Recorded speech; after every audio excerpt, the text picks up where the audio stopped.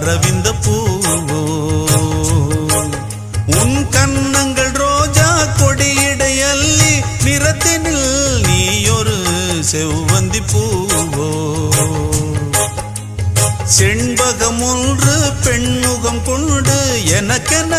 பிறந்ததோ குன்றினில் தோன்றும் குறிஞ்சியும் இங்கே குமரியாய் விளைந்ததோ